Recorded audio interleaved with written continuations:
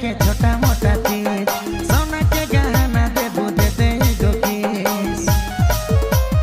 साड़ी चूड़ी पायल है के छोटा मोटा चीज सोना के गहना देबू दे दे गो किस। मोहर गाना रे गाना के रिलीज रानी होवे दे तो के थार में घुमाबू गाना हिट होवे दे।